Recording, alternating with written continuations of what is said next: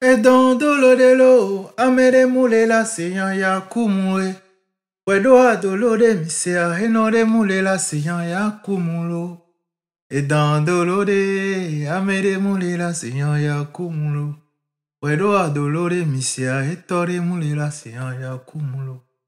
Aido wedo adolode misea, enore mule la seyan ya kumulo. Wedo adolode, amere mule la seyan ya kumulo. Et dans Doloré.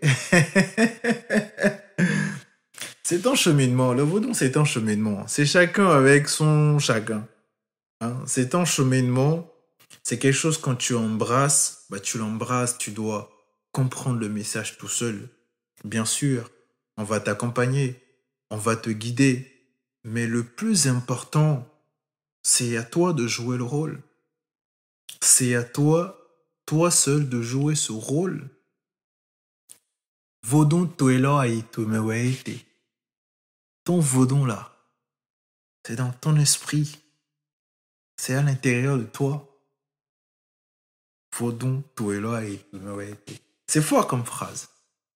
Bref, les amis, nous sommes encore là aujourd'hui pour parler du vaudon dans Aido Wedo, dans Gaga Wedo, dans Bala Wedo, dans Bada Wedo pour certains, Aida Wedo pour d'autres. Donc c'est de ça qu'on va parler aujourd'hui. On a fait déjà une première vidéo publiée, disponible, que je vous conseille de regarder si vous ne l'avez pas encore regardé. Et voilà. Let's go.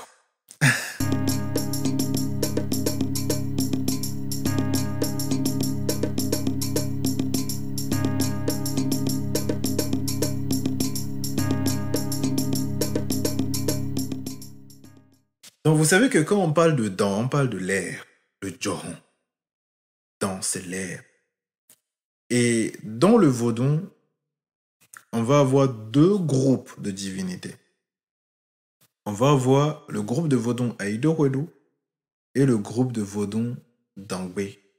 Alors, vous entendrez peut-être, à certains endroits, on parlera de Tomedan, Kotamedan, Ohumedan, Atimedan, Sohuedan, etc., etc.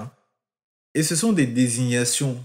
C'est-à-dire que tout cet ensemble-là, en fait, c'est pour nous montrer le fait que le vaudon dont on parle quand on dit dans, c'est une énergie qui est présente en chaque chose.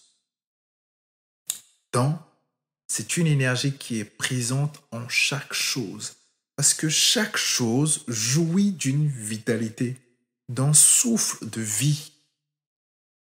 Donc à partir du moment où chaque élément est animé d'un souffle de vie, bah chaque élément est animé de la divinité dans. Voilà. Mais de façon générale, on parle de Aido Wedo et Dangbe. Aido Wedo, on l'a dit, c'est l'énergie aérienne qu'on va qualifier de céleste, parce que vit au-dessus du sol. Et le groupe, le vaudon Dangbe qui va concerner ces divinités qui sont terrestres. Faut que je pose le téléphone, sinon, et Aido Wedo, en fait, c'est une divinité qui incarne énormément de choses. Bien sûr, la dernière fois, on a parlé de foudre, de principe d'électricité. Donc, on a parlé de dynamisme, on a parlé de tonnerre, on a parlé de pluie aussi, je crois. Et donc, on va poursuivre dans cette dynamique-là. Aido Wedo, il y a une première chose qu'il faut savoir. Déjà, quand on a pris l'étymologie la dernière fois, on dit Aido Wedo, la terre a engendré, la terre a créé, le soleil l'a manifesté. D'accord? Il y a déjà deux choses qu'on retrouve. C'est que Aido Wedo est entre le ciel et la terre. Et entre le ciel et la terre. Et c'était peut-être pour ça que les anciens, les initiés nous disent que Aido Wedo est la divinité qui assure, c'est-à-dire qui permet encore de relier ces deux dimensions. Les dimensions d'en haut et les dimensions d'en bas. C'est assez fort. Parce qu'auparavant, vous n'êtes pas à savoir que selon la mythologie, qui est sur quel signe de Ifa? Aklan, je crois. Aklamedi. Le ciel et la terre, autrefois, étaient ensemble, vivaient comme des frères et sœurs. Et à cause d'une histoire de tête de rat, ok, les deux vont se disputer parce que ils sont en train de manger la viande. On arrive sur la tête et le ciel dit c'est moi, je prends. La terre dit non, c'est moi, l'aîné, c'est moi, je prends. Il dit ah, ouais, Jack là. Les deux se sont séparés. Et quand les deux se sont séparés, la sécheresse est venue, etc., etc. Et puis, les hommes ont fait ce qu'ils pouvaient faire pour améliorer la situation. Donc, Aido Redo est cette divinité-là qui joue ce rôle intermédiaire entre le ciel et la terre. Et qu'est-ce qu'on nous dit? Aido Redo est la divinité qui apporte la pluie. Parce que l'une des conséquences, quand le ciel s'est séparé de la terre, l'une des conséquences, c'était quoi? C'était la sécheresse. C'était la sécheresse partout. Donc, il a fallu que la pluie revienne. Et pour que la pluie revienne, ils ont fait les cérémonies qu'ils devraient faire, etc., etc. Qu'on apporte l'offrande au ciel, que la pluie revienne. Et c'est ce qui s'est passé.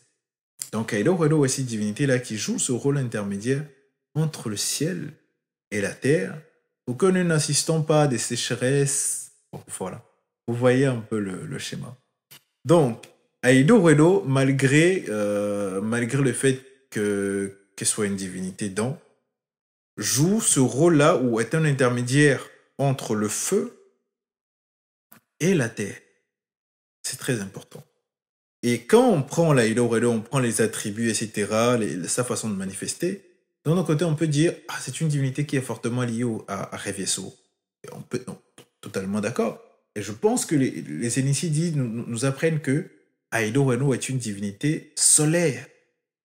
C'est une divinité solaire. Quand on voit sa manifestation à travers l'arc-en-ciel, parce que quand on parle du soleil, pour avoir toutes ces couleurs qu'on retrouve sur Aido Redo, c'est énorme.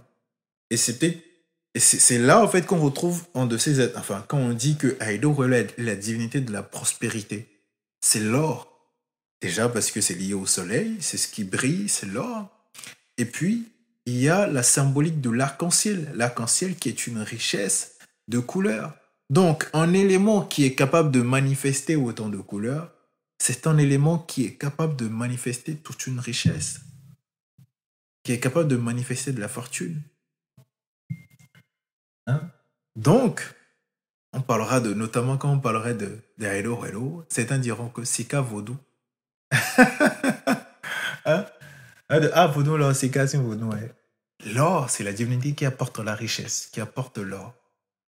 Donc, il y a cette symbolique, il y a ce rôle-là qu'on retrouve, il y a cette symbolique qu'on retrouve sur la divinité dans Aido Redo.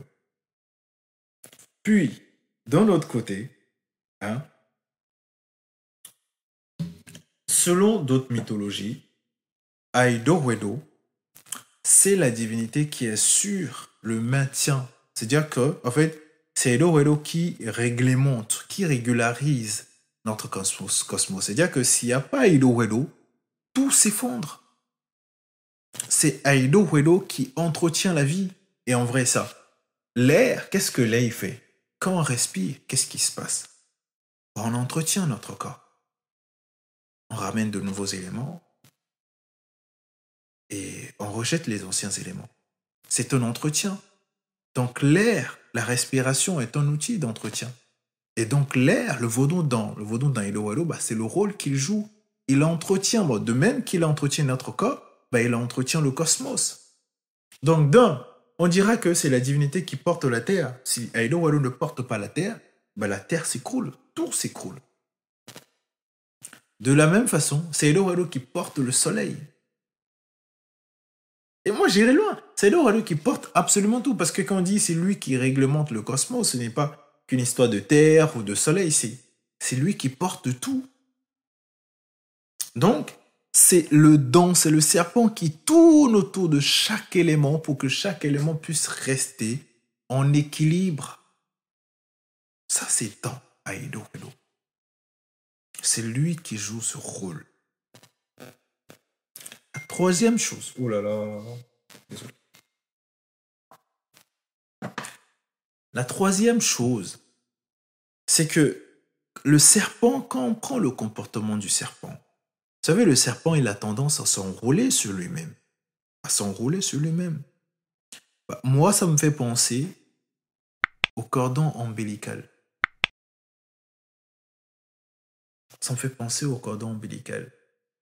Et c'est là, à partir du cordon ombilical, il y a un des attributs également qu'on retrouve.